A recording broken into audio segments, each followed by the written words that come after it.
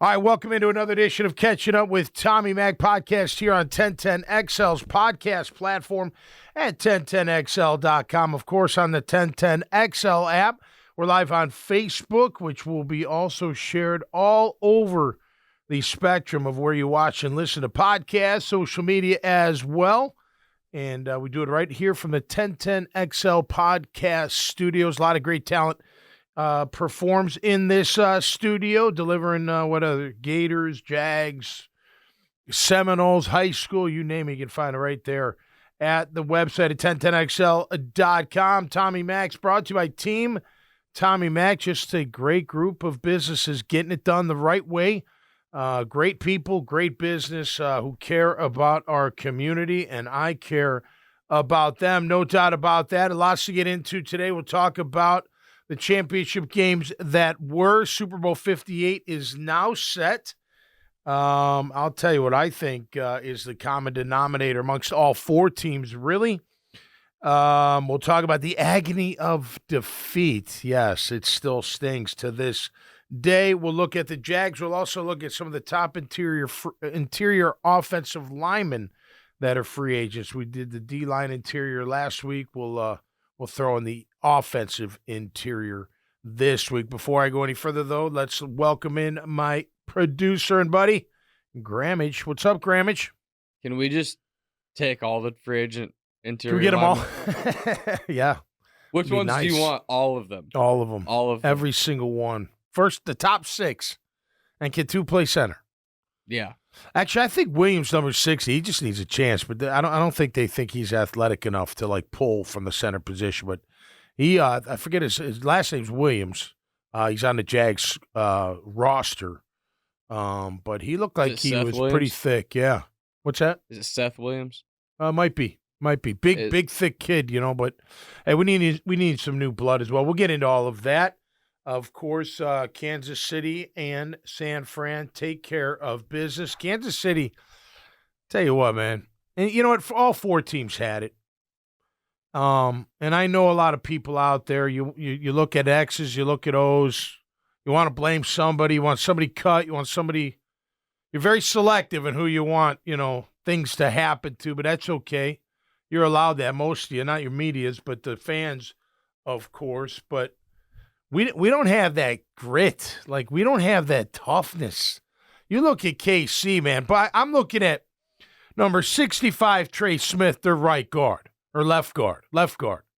He's mauling people. He's big, he's gigantic, he's athletic, and he's getting after people. He wore those linebackers out. They wanted no part of him at all. He was getting after them. He was whipping them to the ground, throwing them around, and never getting off them, staying on them. He was a menace. I know he had the two penalties, which one I thought was total crap, but whatever. That's the kind of guard we need. We thought we had it in Sheriff, but last year wasn't it. Maybe the year before he had a little more of that, but that's the kind of guard I want. And then, of course, you watch Chris Jones from Kansas City just being a one-man wrecking crew. That guy is just phenomenal. Damn shame that number 90 tore his ACL. Did you see that? The guy who had the strip sack, number 90, he had it on Lamar. And it came around the corner. He got hurt on the play. Tore his ACL. Dang, that sucks. Going to miss the Super Bowl. What a damn shame. But hats off to Kansas City for going into Baltimore and getting it done. Baltimore had chances. It's the way it goes. We've seen it on our end, right? After the Chiefs game last year in the divisional playoff round, we could have said, well, if that would have happened, that would have happened, right? Fumbles, miscues. Penalties, not, things that, not good. And lack of penalty. How they didn't throw a penalty on that pick in the end zone. That was just, likely he got harassed before the ball was even close. And even the commentators said something like, yeah, the ball was there already, or something like that. Like, the ball's not even there when he gets hit. It's like a full 2 seconds before the interception. That was weird. A lot of people feel like, well, that's because they wanted these teams to be in. I don't know I don't believe that. I think you earn it right there. That's the way the cookie crumbles, right? Like Zay Flowers trying to make a play at the end there. That when he gets hit, take another step and dive. Maybe I don't know. It's easier said than done. So trying to make a play. If he Gets it over. It's 6. So after a lot of these games, and particularly once you get to the divisional and the championship rounds, whatever team loses, media fans, they try to find these like inherently wrong things with the team that lost, right? Yep. Now it's Lamar can't win in the playoffs, and this Ravens team is not built for the playoffs to go the long haul, yada, yada, yada. And it's like, man, like it's like what you just said. They're 6 inches away from potentially winning that game with Zay Flat. And if you get killed, that's a little bit different. I agree. Yeah. But, I mean, you're talking a couple of plays here. No, I know. There, well, man. first of all, the one where they didn't call it the pick, he should have never thrown that ball. There were 3 defenders right there. So that, I mean, Lamar didn't play his best. They deserve to lose the game. I agree. But the point is, KC deserved to win. I just love. Look, you may not like Kelsey. I like him just because the guy comes to play. He was sluggish a few weeks ago. I'm standing by that. Remember, I came on here. I was like, man, that was weird. He's going down on the first tackle. He had no burst, but now he's got his legs under him. If you know what I mean. He's acclimated. He's good. And he came to play, and he was ready for a fight, man. Yeah, that's what it takes. It takes that grit. And people are like, well, Andy Reid's not like, it doesn't matter. First of all, you don't know what Andy Reid's like behind closed doors. He gets his team ready to play. They're physical. Look at Shanahan, Kyle Shanahan. He's not Mr. Rah-Rah, I'm tough, going to bite your kneecaps off either. But guess what? They're physical every time they play. We saw it here in Jags. They were way physical. So it's that culture of just, grit and toughness and meanness and just getting after it up front. Like it matters so much up front when your guys are making a difference, when your line is pushing that line of scrimmage or your D-line is just disrupting everything. KC came to fight, man. And I tell you, I've been there, right? The agony of defeat. It sucks. When we lost to the Patriots in 1996, it took a while to get over that, man. And it was back then, I think the Super Bowl was the week after. And I was here in Jacksonville. I watched that damn thing, just thinking the whole time, gosh, dang, that could have been us. I'm not going to say shoulda because we lost, but could have, very well could have been us. It stings, man. It'll sting Detroit forever. And I know Dan Campbell says they can't get back, hard to get back, and it is, but you can get back. Got to keep that same attitude, man. That same humble attitude. Work for it, earn it, and then fly around with your hair on fire on game day. Be prepared, no excuses, all accountability. And I'll tell you what, Jag fans, I look at our team even this past year. Now, granted, you got to have all the weapons healthy, but we're not that far off talent-wise. We're far off attitude-wise, in my opinion, but we're not far off talent-wise. We got to add some beef. We know that. We got to add some things. Our players got to get better. Our QB's got to hone it in a little better. Everybody's got to continue to get better. Interior defensive line, O-line, beef them up, but just change the attitude. Change the attitude. And I really do believe it. I'll say, if I was in Philly, I'd be saying the same thing about Philadelphia. You read the press clippings. You got a big head. You stop doing whatever it takes. You stop doing that sacrifice. You thought you could just do enough to get by because we're 10-1 or 8-3 with the Jags case. We're in control. Look at us. Woohoo. Came back from 1-2. Now we're 8-2. I believe the hype too, but man, you can't believe the hype. You got to stay humble. And I don't think you did. And by the way, that could be all from the beginning of the offseason when it starts in the weight room. Maybe not doing that extra set or doing that extra round or not going that heavy, not trying that hard. I'll get it next. I got a golf game to get to. I'm on a trip. I got to go take my trips. I can't, get that extra workout in. That's the job. That's the sacrifice, right? You get time off after the season, no doubt. You should take it off without question. Do whatever you want. Train, don't train. But then there comes a point in the year, the calendar year, where it's like, I'm back to work. Now, granted, my work from March through, June is minimal during the day. Yeah, you should do extra stuff and fill it up, but overall it's minimal. But I'm still working. I'm still trying to get better, still trying to get stronger, more flexible, quicker, better hand-eye coordination, better foot coordination, whatever, all year long. I would imagine it takes that. I would imagine that in the NFL, it's a lot like basketball offseason in terms of a lot of great players in the NBA say that, like, during the season, their practice time and stuff is more, film study, next opponent, like that type of thing.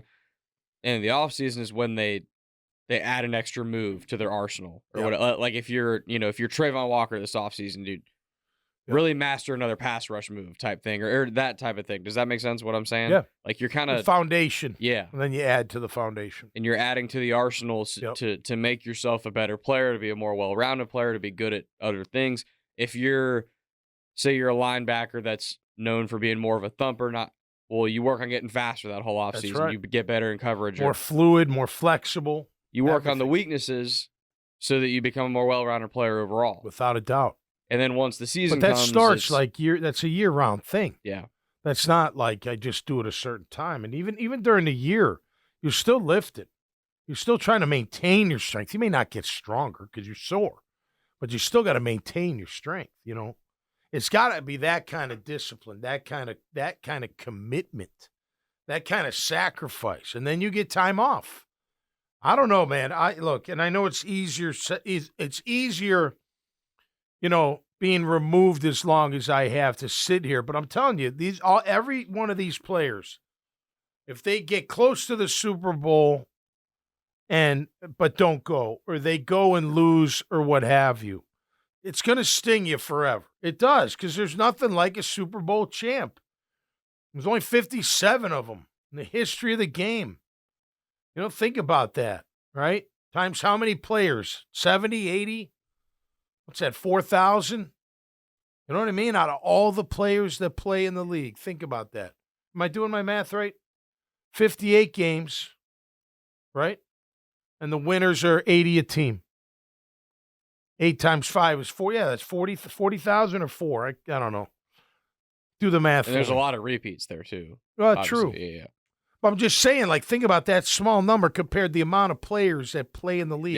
Yeah. I sat with Nolan Carroll on our happy hour show 2 weeks ago. He's played 8-9 years, played with Philly, some great, never went to the playoffs. You could tell he was jealous. He's like, man, you guys went to how many? Me and Bees. We had 8 in a 4-year span total. So it does, man. That Super Bowl is special. You can never take that away. You get emotional about it. It's like everything you dreamed of as a kid, as a young player, as even a pro. You want to be out there, man. Hey, don't get me wrong.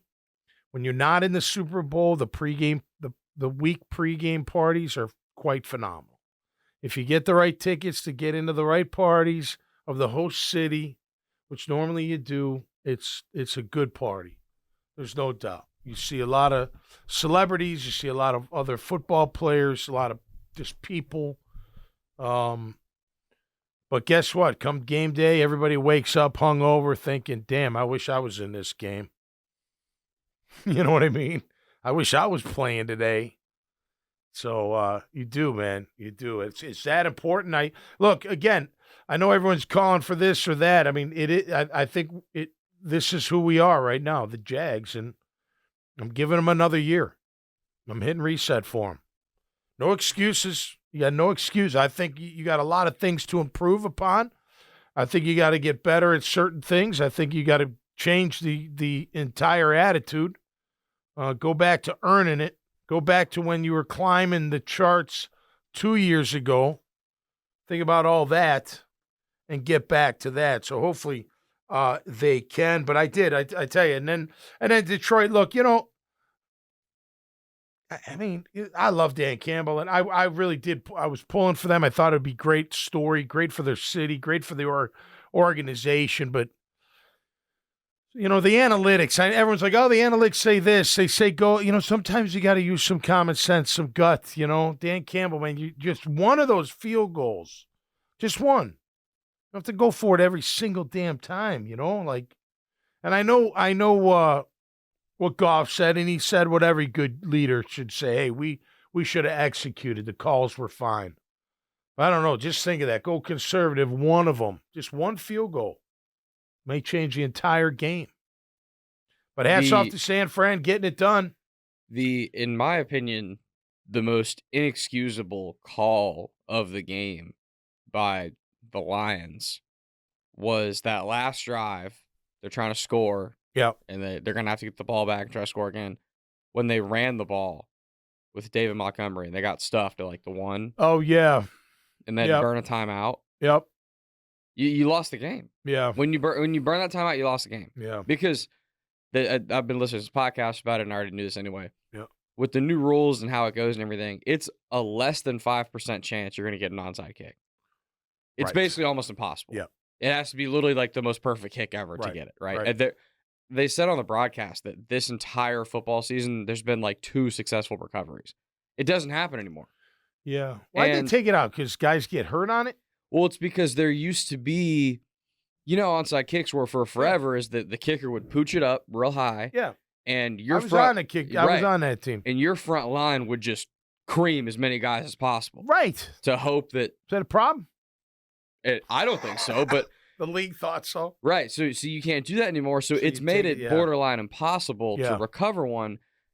So the Lions had to have all 3 of those timeouts to hopefully force a 3 and out and get the ball back with some time left to go score. When they ran the ball, I'm like, what are you doing, man? Yeah, that killed you. You have to run plays where Jared Goff can throw it out of the back of the end zone if he has to. Right. Stop the clock.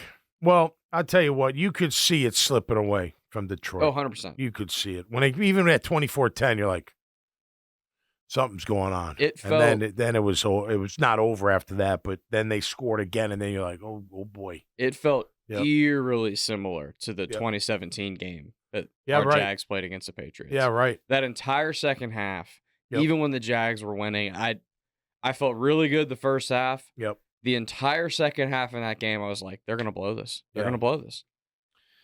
Yeah, they just couldn't get it done, man. They too many drops at the end, just not enough. But hats off to San Fran for getting it done. They're a tough team. I'll tell you this, we'll break it down till the Super Bowl, but I felt before the Kansas City game that if they went into Baltimore and won, that they're going to be tough to beat in the Super Bowl. Kansas City. The Chiefs, yeah. Yeah, I think they're going to be really, really tough to beat. And the way they won, too. They've got, man, even they're like – that Snead, I mentioned that last week. I want that Snead in a Jaguar uniform, man. That guy, Ladarius Snead, that's the kind of attitude you need. That's the kind of getting after it, man. I just there's something to that. There's something to that culture of just being a bully, being physical, not taking any crap from anybody, not getting beat by physicality. Like, hey, you may be neutral, right? Like you both are so physical, you just neutralize each other, but you can never lose the physical battle. Well, if you're neutral, by the way, in a game like that, if you're neutral in physicality, I'm going to take Patrick Mahomes every time. Oh, all day long. If you can neutralize it, the Chiefs win. Yeah. Because Pat Mahomes ain't losing a game where the physicality is neutral. And look, he was clutch. Kelsey was clutch. Marquez Valdez-Scantling was clutch. Yeah, he was. Catch at the end, that was a tough catch, man. No doubt. And he's had a drops issue. Yeah, he has. And he went up and snagged that thing. Yeah. It was good games, man. That's what we look for, right? In the championship games. Tight games. Hopefully the Super Bowl's tight. You know what's so crazy to me? And this just shows you how fast things can change in the NFL. Yeah. Think about, I want to say that game was on Christmas Day. Remember when the Chiefs played the Raiders? And the Raiders just ran it down their throat every single play. Yep. They didn't even complete a pass like the whole second half or something crazy and won the game. And you thought to yourself, man, against some tough offensive and defensive lines, this Chiefs team is going to get pushed around and they may not make it out. Now all of a sudden they're bullying everybody. They come together at the right time. Yep. It's just getting better throughout and just, hitting your groove and. But it just shows you, like, even as rough as it was to watch this Jaguar team in the last month of the season, to watch them get pushed around, it just shows you, man, like, one player one coach, one momentum-changing game. Like, it doesn't take a lot to change momentum. Yeah. And momentum can change attitude. Yeah. You know? Well, I always think like I'm not giving him excuses, but you see what I'm saying. And look, Spagnuolo does a good job of calling defenses. He mixed it up, I'm sure. Because look, when you're getting pounded on the run, you got to call run blitzes. You just got to call blitzes because that'll screw up the linemen and who they have to block, and you get a chance to get a hit, change the momentum that like a big hit can. I thought that too. I thought Detroit could have run the ball more on San Fran. 100%. I thought they had a chance to really pound that rock. They were getting like 5 yards a clip, man. That rookie's something else, man. Gibbs? Jameer Gibbs, Oh, my gosh. And the other kid from Bama, the wide receiver, Jameson Williams. Dude, they just got to keep it together up there, and they can come back. They can come back. It's not going to be easy because listen, I'm telling you, and I think it happened here again. I'm just going to say it. It happened in 2017. I think it happened in 2023. Not as bad as the breakdown of 2017 or 2018, I should say, but I think you didn't handle the success. That's a big part of a team, especially when you're not used to winning. And you have, like Detroit, their biggest hurdle will be handling the success of 2023. Now, they got to keep their guys together, and I don't know their salary cap and all that and where every guy is in their contract, but assuming that's all pretty much staying together, they have to be able to handle that success, go back to the drawing board, really believe that, hey, yeah, we had a great year, but, man, it's back to doing nothing again. We got to work our way all the way up, not believing in the hype. I'm telling you right now, and granted, I was part of that, but the media and the fan, we overhyped this team that they started believing in it. They did, and I know nationally they started talking about like they were going to be maybe the team to beat. But you got to be able to handle that, man. You got to still stay humble and go out there and prove it. So I feel like that's got to change, in my opinion. I feel like in my opinion, one of the biggest similarities between 2018 and you're right, 2018 was definitely worse. Oh, it was way worse because they were straight up drama. They were a bad football team in 2018. Yeah. This their team defense wasn't bad though. Yeah, 2023 was disappointing, but they weren't a bad team. But the biggest comparison, like the biggest similarity, in my opinion, is we've talked about this before. If you're not getting better, you're getting worse. Yep. And I think both times after 17 and after 22, the organization thought we're going to run it back with basically the same crew. And basically, no one's going to say this publicly, but basically we're kind of picking up where we left off. By the way, 2008, wasn't that the same thing? All we need is Derek Harvey. Yep. That's all we need, right? It's kind of the same thing. We don't need, we got our guys. And I don't totally disagree with that. I thought they had enough talent to really be, a competitive team, and I still do, but not when you're not. I've always said it, like competitive, talented enough to be competitive, but not talented enough, and nobody really is, to just show up and think you're just going to get it done because you were great the week before or great the day before or great the year before. Doesn't work like that. And the teams that stay hungry and stay humble are the ones that go far. So, look, again, it's about reset time for me. And I don't care about the talk. I don't care about – I want to see who they add in free agency. I want to obviously see the draft. I want to see who they're going to figure this whole thing out with Ridley and Josh and what to do with Cam, especially if Anton's our left tackle. I think Balky not really addressing that means something. He kind of glossed over Cam, but he didn't the other players. So on who was going to be here, the following year. I think they got to figure all that out. In my opinion, I took from that press conference reset time that I don't think Cam Robinson is going to be here next year. He didn't. I mean, he's like, oh, this guy's definitely going to be a Jag, but he never said Cam's definitely going to be a Jag. You're like, okay, well, that means something, right? That's just. And I don't think he would have said explicitly Anton Harrison can absolutely play left tackle. Well, he could. And I think he can. A lot of people inside that building believe he can. I think, look, it's all in Trent's defense. He's not going to also say, well, we want Cam back, but he's not at that number because that's probably what it really is, right? Yeah. And you got to be careful with Cam. He's had some injuries, a little bit older. I love his tenacity. I wish the whole line had it. And I would bring him back for sure. I'm not going to play with the man's money, but however they got to work that out. But if I feel like he's my left tackle, yeah, move on over, And then, I don't know, Walker and Cam, I don't know. Kind of feel like it's a broken record. Last 3 years, Walker, what is he? Where is he going to play? Well, if he was that guy, he'd be a no-doubt starter on one side of the line. He would.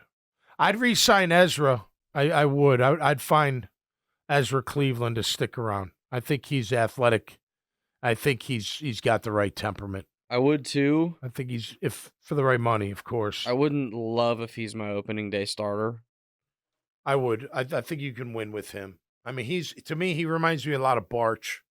I think, he's an athletic, he's not necessarily going to take someone to move him out of the way. But look, Doug doesn't run that kind of offense either. They're not a smash mouth offense. They're not. They're kind of a finesse offense. They want to throw the ball. They want to get the ball out quick. They want to get the ball under their playmakers' hands. It's not pound you down the field and rip your skull off and then hit you with a play-action pass. It's more like, let me get in your way. I don't like it, but it's kind of how they played last year. I don't have a problem with it until that kind of translates to your O-line being soft. And I felt like that line got soft by the end of this past season. Well, in 2022, they ran that offense well, and they weren't soft, in my opinion. Right. So how do you go from not soft to soft? You thinking you've already arrived and not preparing like you should have prepared. That's my assessment. Anyway, I would think. All right, let's look at some top interior offensive lineman free agents for 2024. Brought to you by Team Tommy Mack, Chris Lucero's Bail Bonds, J-Dog Junk Removal, Graffiti, Burger Bar, The Carpet Man, Azar Sausage, Code Ninjas, Solomon Ventures, Beach Life Rentals, Truck Accident Law Firm, and Outback Marine. Great to have all them on board.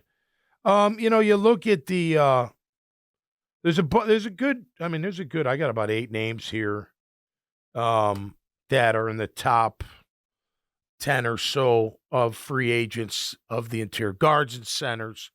There's a guard down in Miami, Robert Hunt, that is going to be high on people's list. I'd be surprised if they let him go, but he did not sign a new deal beginning of last year. I think he wants to test it. 6'6", 335 mauler who can move. Again, if it comes down to power and athleticism, I think Doug goes with the athleticism. I think that's how they're running that offense, that run game. Being athletic, not necessarily moving guys out of the way, but being fast enough and agile enough to cut them off and create a lane. Well, I don't know if I definitely believe that, but they're not the first team to run those kind of zone concepts,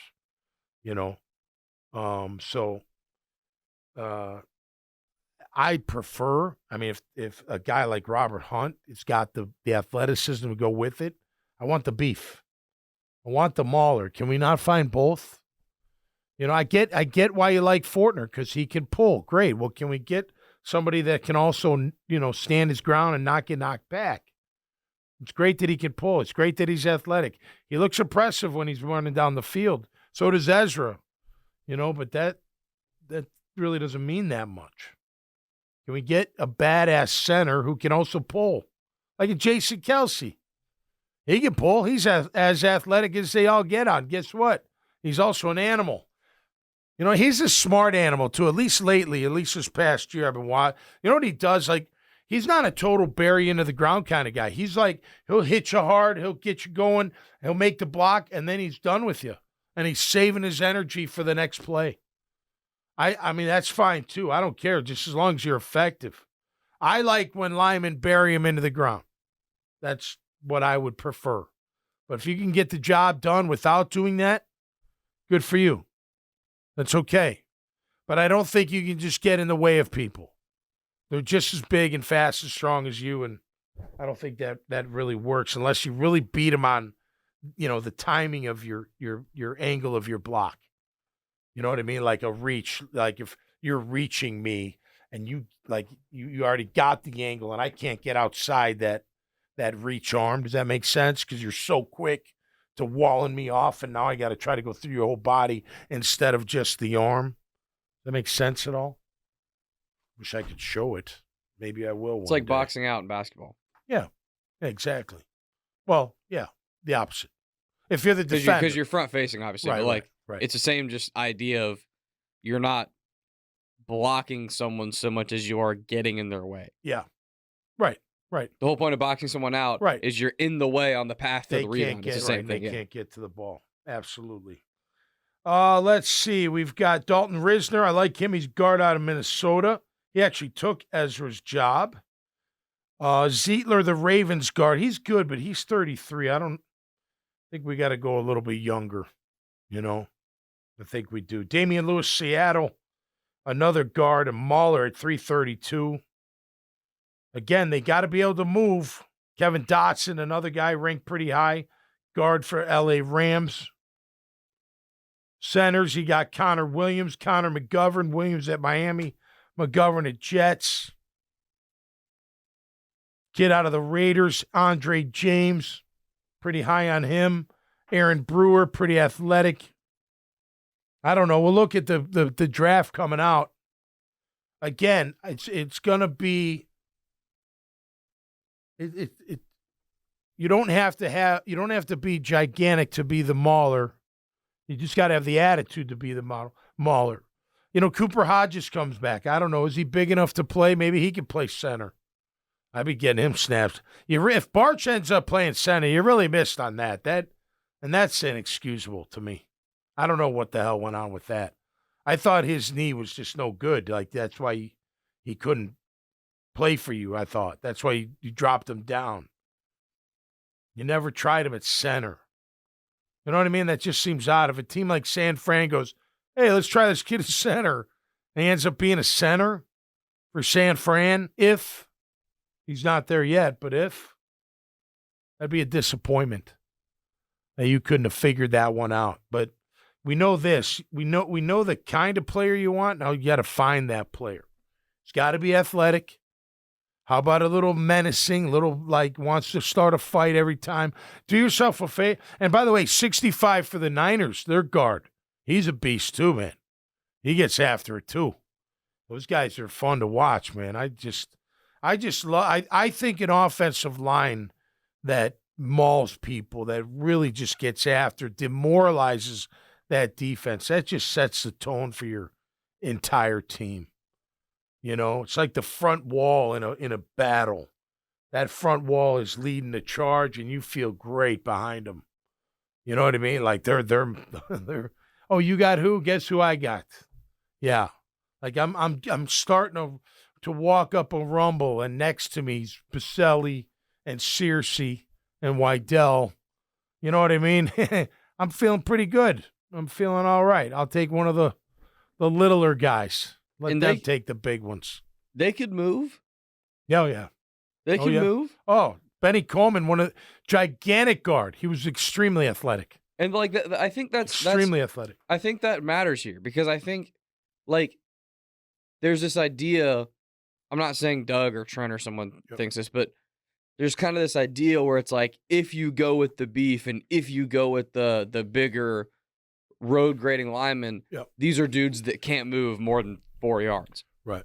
That's not true. Well, and in their defense, so zone blocking is all based on time. A lot, even the man is too, but zone blocking is a lot on timing, right? It's like I was talking about that reach block. You got to be really athletic and quick to make sure if I'm the center and my guy's here on top of me and the ball's going to my left, I got to be quick enough to turn my hips and get him walled off and not let him penetrate.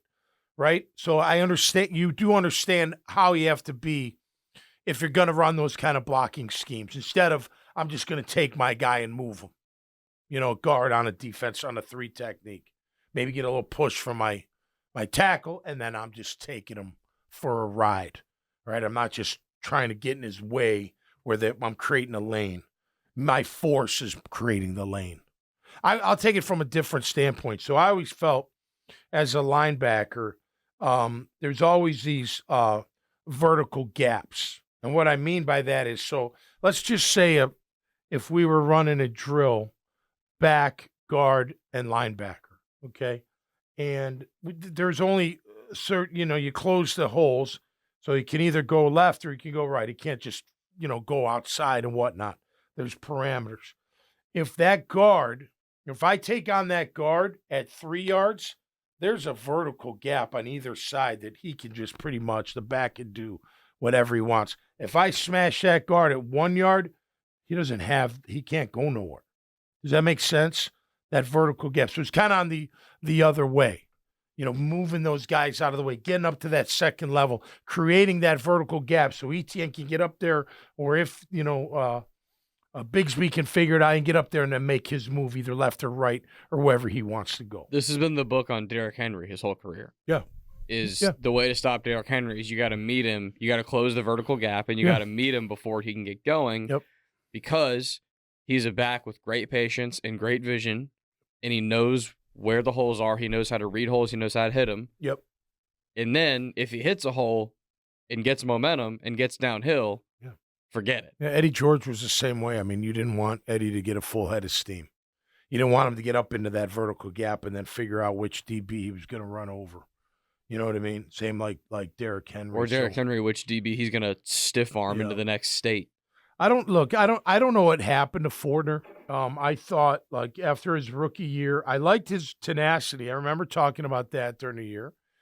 His pass blocking wasn't great. It wasn't. He was ranked like 32nd in pass blocking. But like the Jags, I thought he'd get better. I didn't think he was going to be some kind of stalwart center in year 2, but I did think he would get better. And he didn't. So that's either I don't think that just happens. There's a reason that happened. You know what I mean? If you stop lifting, you're going to get weak. Like Superman, when he's off the juice, he's Clark Kent. Clark Kent gets beat up in a diner. Superman goes back and clears the diner out. You know what I mean? So can it be something as simple as you're kind of a product of your environment in terms of in 2022, that team did have a little bit of attitude. That team had a little bit of bring the fight. Not they weren't bullies by any means, but there was a little bit more, we're going to punch back. We've got this. And I think, could Fortner have just been a product of that? So because the guys around him are physical, he's physical. Versus last year was the opposite. Yeah, but Sheriff's physical. Yeah. He was violent during camp. So I wonder this. Look, same thing with Devon Hamilton. What happens to Fortner is he gets high in his stance and they take him for a ride. Well, you get high in your stance when you're what? When you're tired. So I would have to look at conditioning. Are these guys tired? Are they not conditioned enough? You know what I mean? What are they doing in their off time? I don't know. Who knows? I don't really care. As long as they're conditioned, do whatever the hell they want. But that conditioning comes into play. And the minute you get, winded and you start standing up is the minute they're driving you back. We see it with Hamilton on the other side. He gets high. I don't care how big you are. It doesn't matter. I mean, Fortner's a massive guy, but when you stand up and those defensive linemen are almost as big as you and as powerful as you and they get underneath you, you're the one going for the ride, not them. So I wonder if that's part of it. Again, maybe not doing enough to, the extra that you have to do. The great ones do it. I'm telling you right now, I saw it live. Even after tough practices, the great ones, they're in the weight room. They're running on the treadmill. They're doing work with their hands. They're lifting. It takes that kind of, it depends what kind of outcome you want, but it takes that. I would wonder that. And you know what? If you think I'm, not that, I don't know, Balky, whatever he said, but he was saying that, like, we got to get stronger in the weight room. I'm like, how are you not strong already? What are you talking about? Why isn't everybody strong? Don't everybody got to lift?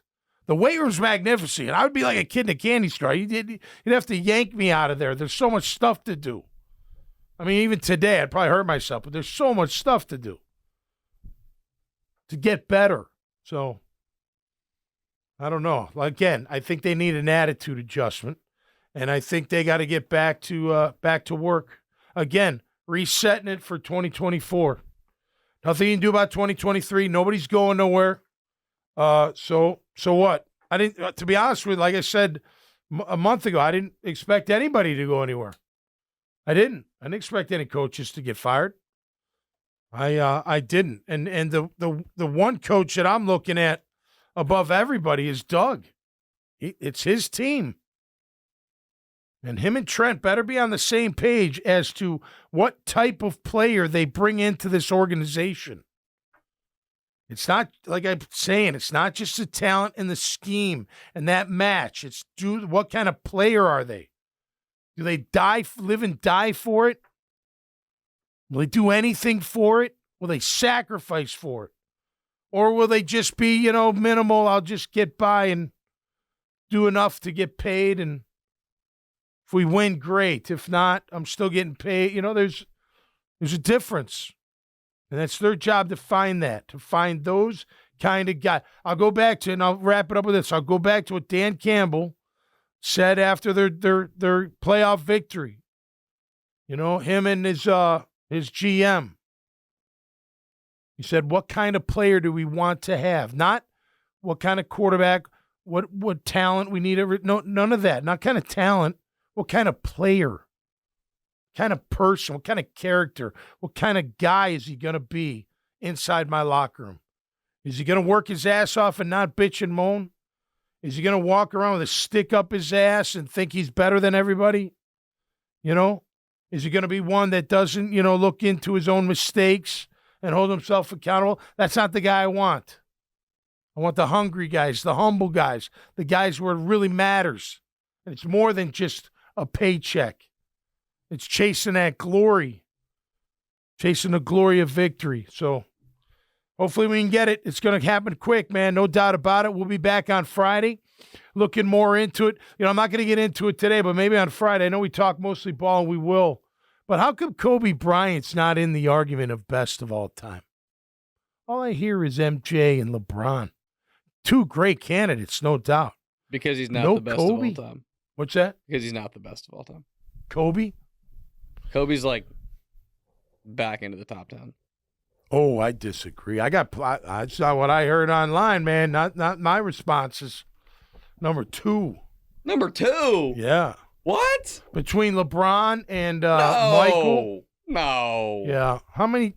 I don't know. We'll talk about it Friday. How about that? Kobe was not even the best player on his championship team for 2 of his rings.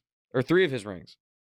Shaq was the best player. I think Kobe was pretty fucking, excuse my language, pretty darn good. Pretty darn good. But it's at least an argument if Shaq was better. Well, LeBron's now you're team, including, okay, so is MJ better than Shaq? Who's the best player of all time? MJ. Okay. Yeah. MJ's way better than Shaq. How about LeBron? LeBron's the second best player of all time. Better than Shaq? Yes. Better than Kobe? Yes. How do you go by it? Just out of curiosity. Is it rings? Is it if they went 1-on? Let me ask you this. If Jordan in his prime and LeBron in his prime went 1-on-1 on the court, who would win? I believe LeBron wins that because he's bigger, and I think size wins out in 1-on-1. So if he beats him that 1-on-1, doesn't make you the best basketball player because you got to incorporate passing and a bunch of other stuff in a 5-on-5 game. Yeah. That's different than a 1-on-1 game. Defense and offense.